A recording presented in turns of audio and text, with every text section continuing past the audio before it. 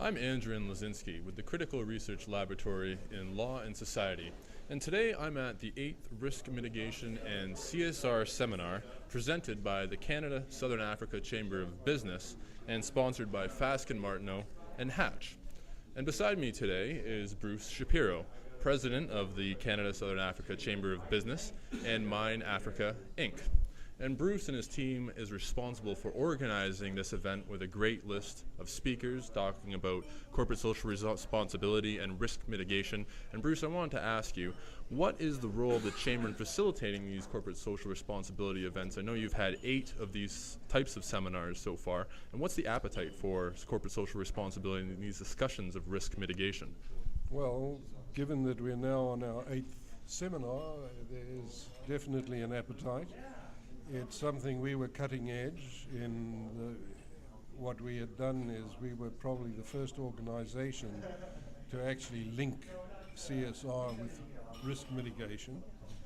And it started off really as a hard asset protection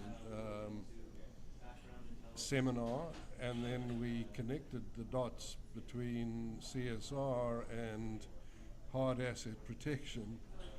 And we've been developing the concept of not only using CSR as a risk mitigant, but also of using the correct charities or NGOs to be able to execute the duties that are now placed on mining companies that previously were either not provided or they were governmental or didn't exist.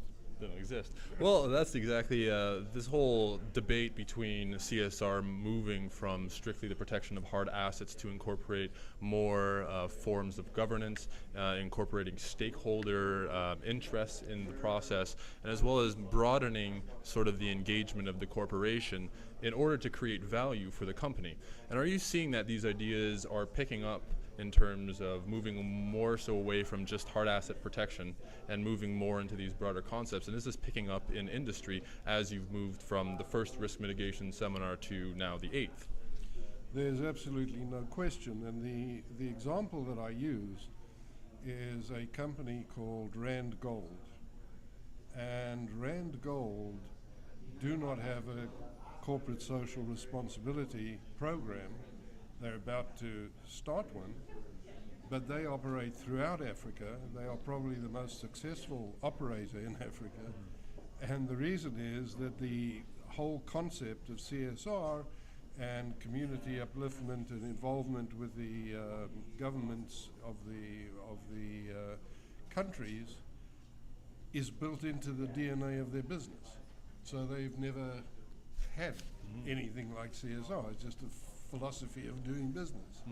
And it's proved to be extremely successful, and there have been some very difficult times in parts of Africa, and they've been able to operate without being affected. And have you found that in terms of, for companies that don't have perhaps a DNA that incorporates a CSR policy, or that they choose to move towards a CSR type focus, is it a huge learning curve that is involved in training perhaps corporate leaders or getting these ideas spread to folks that will be in the governing roles overseeing these types of policies?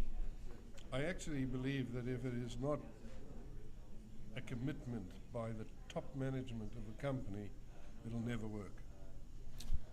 Pretty much says it right there. Well, thank you very much, Bruce, for joining us here today and organizing this great event. And we look forward to speaking with the presenters and finding out their roles and their take on CSR initiatives and risk mitigation in the global environment and mining sectors.